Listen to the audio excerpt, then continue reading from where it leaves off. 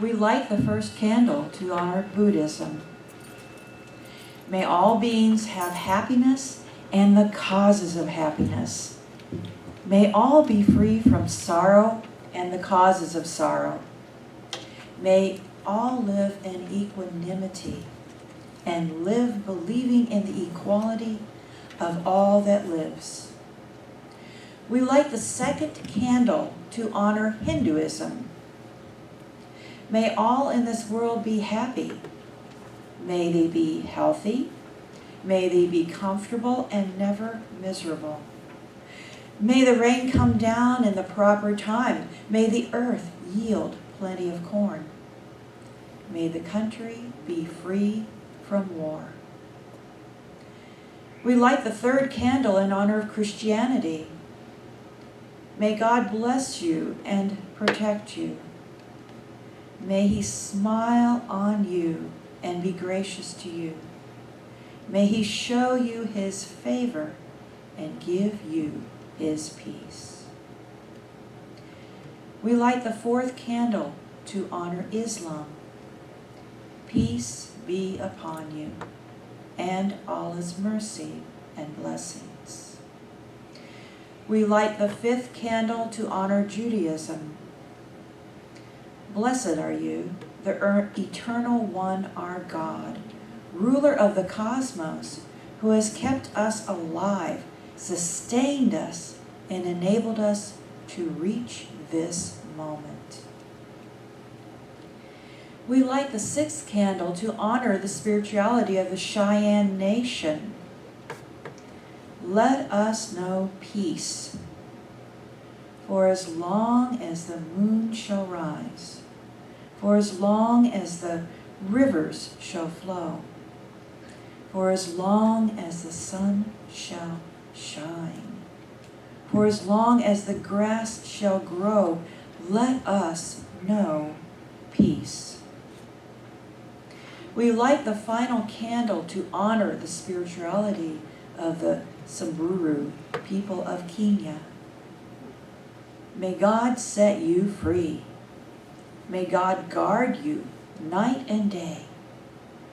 May God set you in your right place, and may you spread out like the grass of a prairie.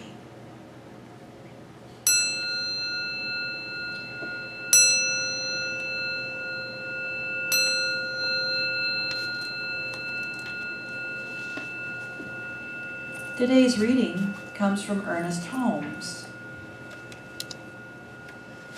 Realizing that the world is made up of people like myself, I bless the world and affirm that it shall come under divine governance of good, and under divine providence of love, and under divine leadership of the supreme intelligence.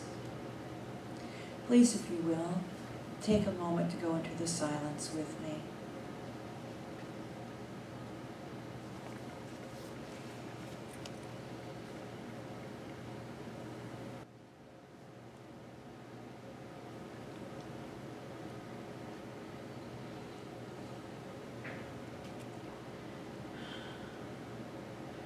What a wonderful, perfect day it is. What a wonderful morning this is.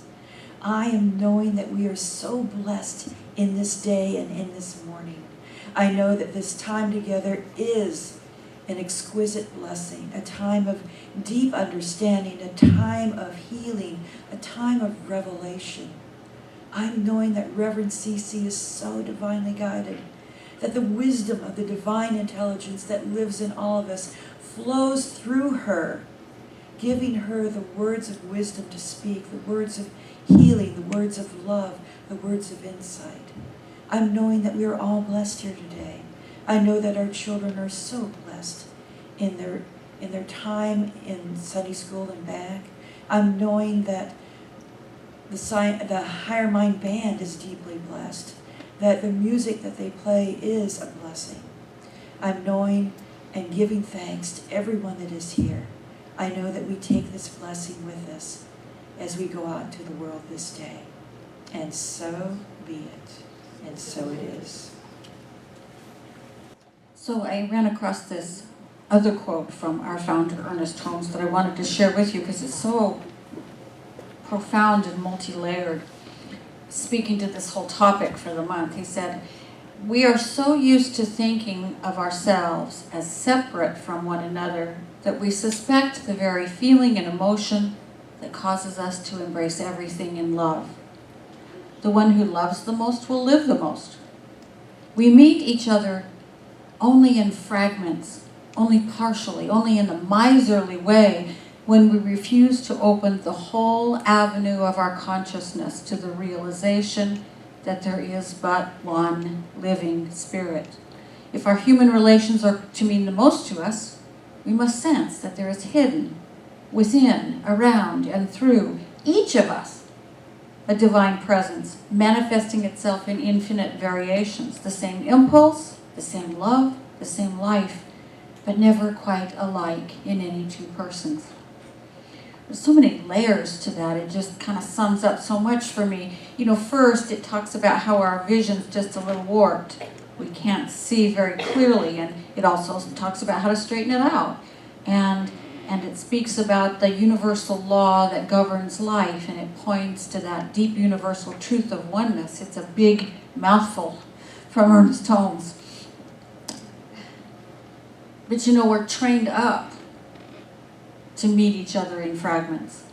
We're not trained up to meet each other in whole, but only in fragments. That's how we live our whole life, is in fragmentation. We see ourselves as alone and separate and independent of everything else.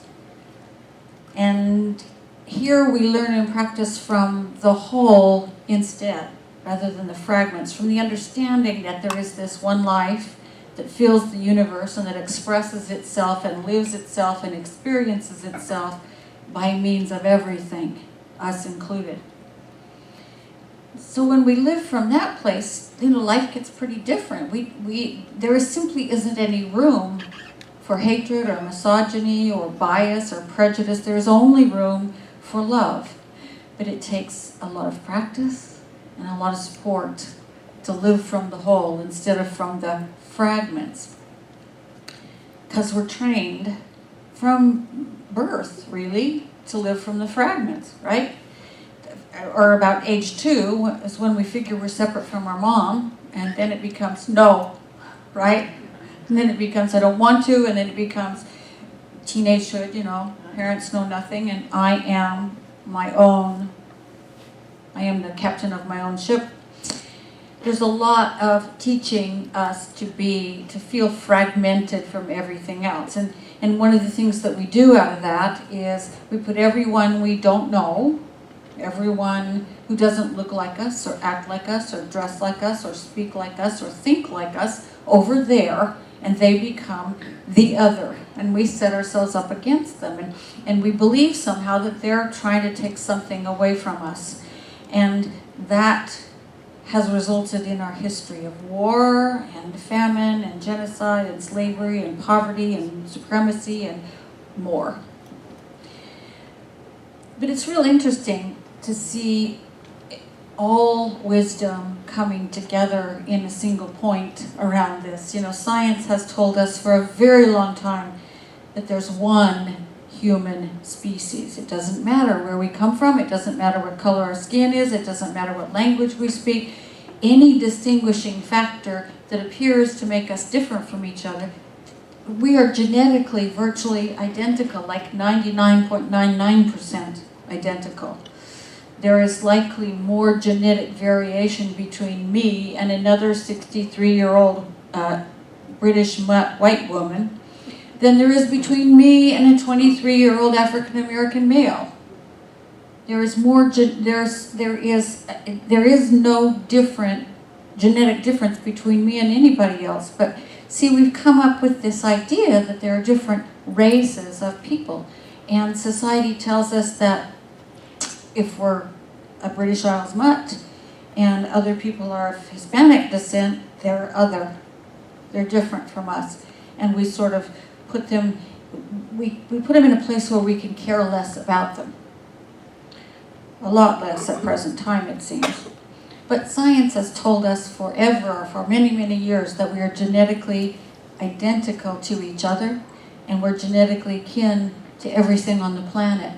We are 98.7% genetically identical to chimpanzees and bonobo apes.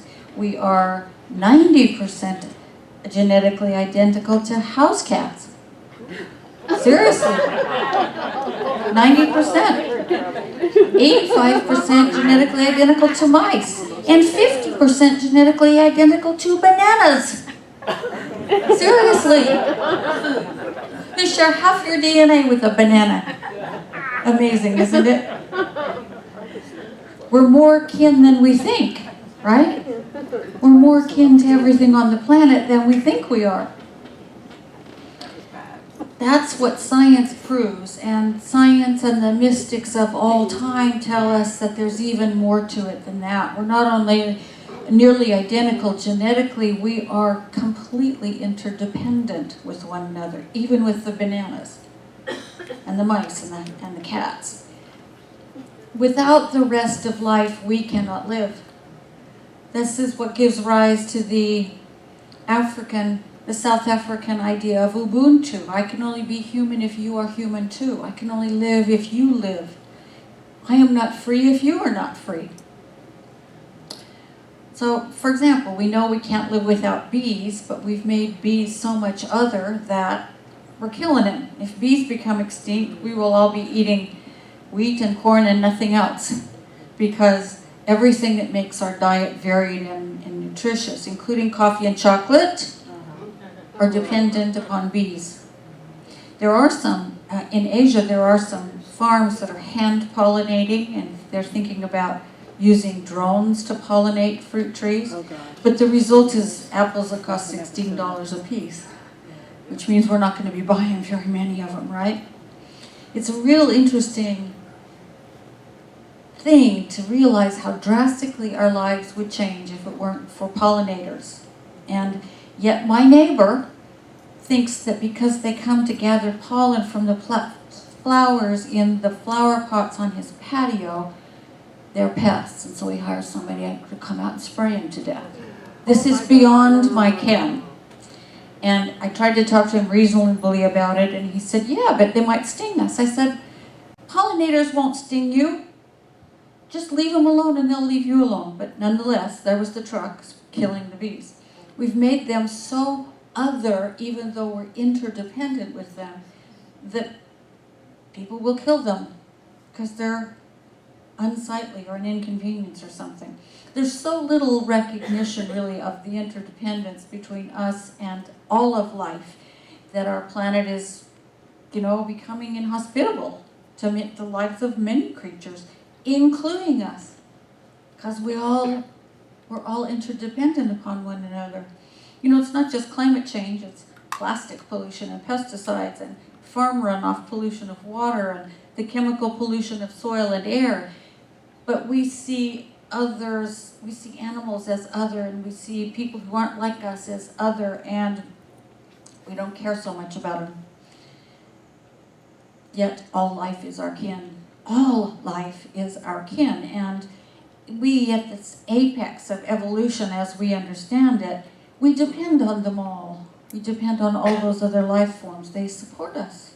They feed us. They take our carbon dioxide and use it and put out oxygen, which we breathe in, right? On and on and on and on and on. We cannot survive, nor can we continue to think of ourselves as in isolation from the rest of life. But once we have that moment of recognition that it is all this divine one manifesting itself in infinite variations, it is the same impulse, the same love, the same life, but never quite alike in any two life forms. You start to understand how interwoven and interdependent it all is.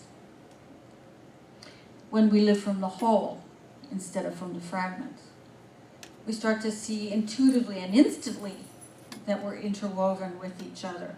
And we start to care about what happens to the bees and the bonobos and the Brazilian rainforests and the beluga whales. We start to respect it all. We start to respect all life and ourselves as part of all life. And this is the universal law that Holmes was talking about in that quote. The one who loves the most will live the most. You could say the one who gives the most love will get the most love. The one who gives the most respect will get the most respect. The one who gives the most abundance will get the most abundance. What we put into life, we get out of life. That is the way it works, right? As we give, so shall we receive all of it. So it makes sense, does it not, to give love and respect and blessing and joy and abundance and all the things that we want to experience in our own lives. It makes sense that that's what we should give out. And in our book for the month, which is The Gentle Art of a Blessing by Pierre Pradervand, he says, on meeting people and talking to them, bless them in their health, their work, their joy, their relationships, their relationship to the universe, themselves and others. Bless them in their abundance and their finances. Bless them in every conceivable way, because such blessings not only sow seeds of healing, but one day will spring forth as flowers in the waste places of your own life. I love that, and I know it to be true. He calls this the law of right returns. You could call it karma. You could call it cause and effect. You could call it the reciprocal universe we live in. It is all the same thing. When we sow blessing, we reap blessing. When we sow healing, flowers spring up. When we sow abundance, we reap abundance. That is simply the way it works. And I think we all know it. I think we have all experienced that.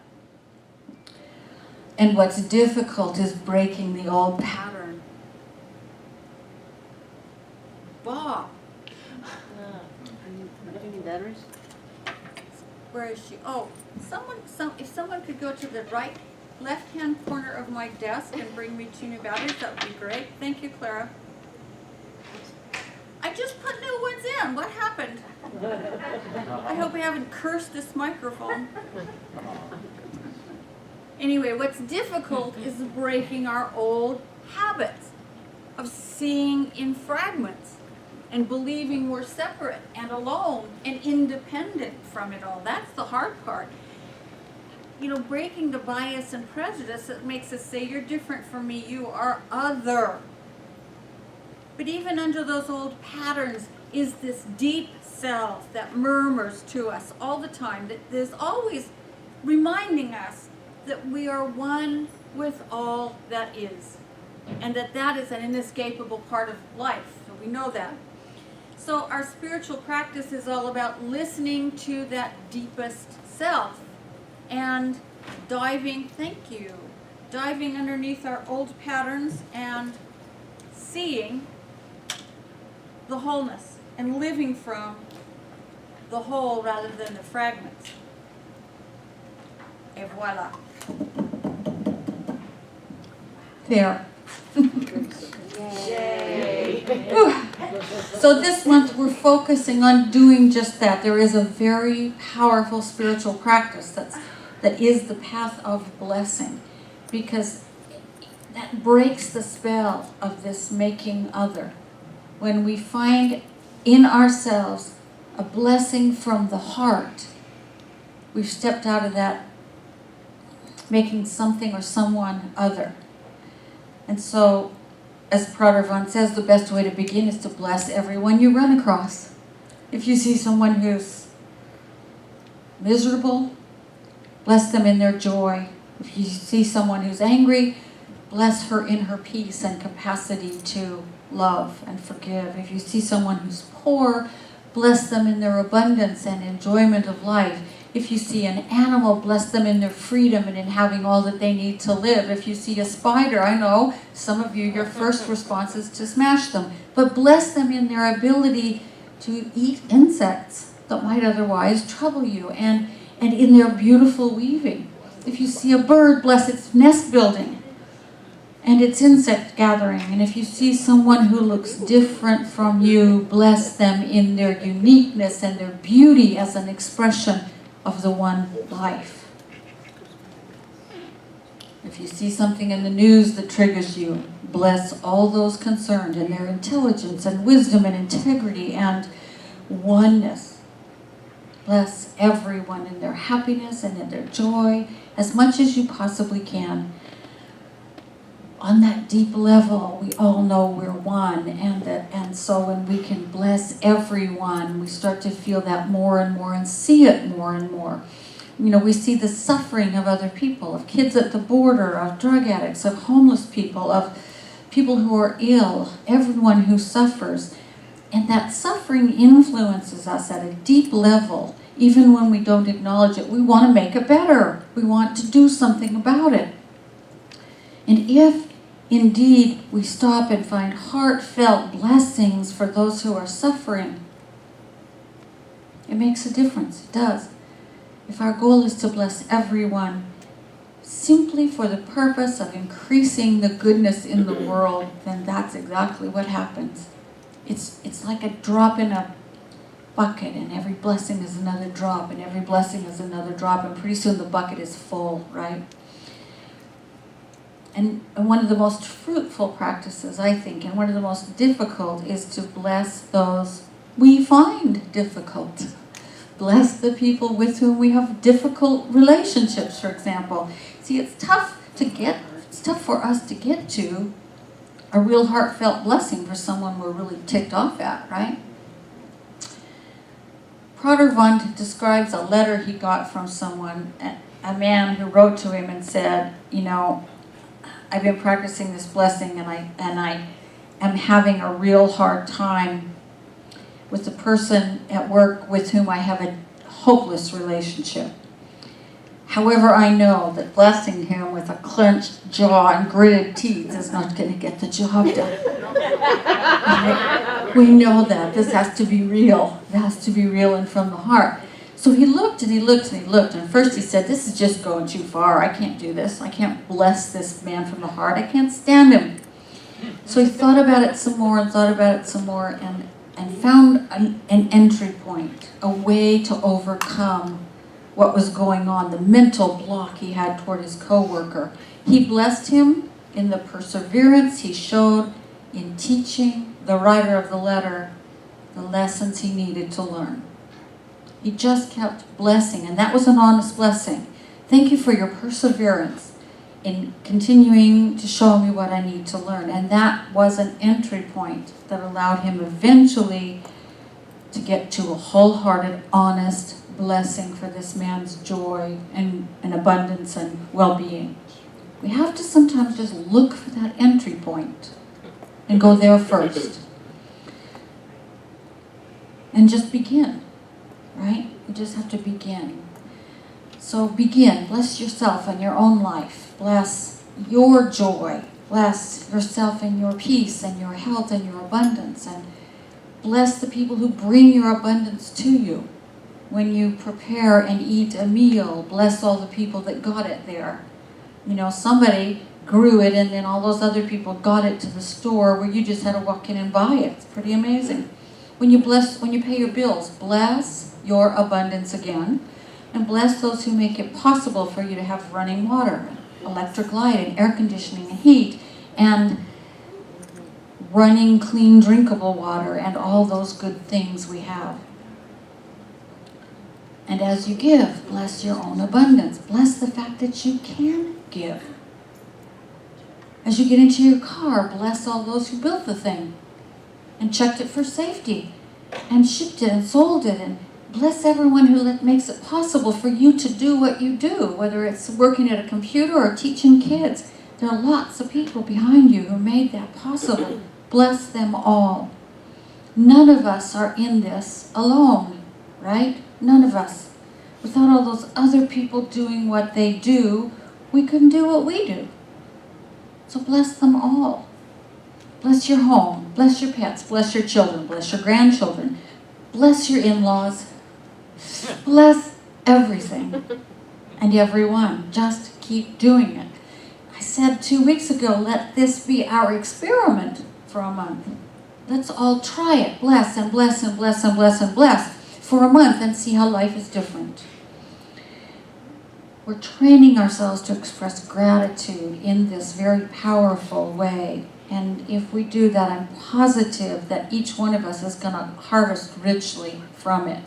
And that the world will be changed more than a little bit by what we do. Because as we become transformed, we transform. So I bless each of you.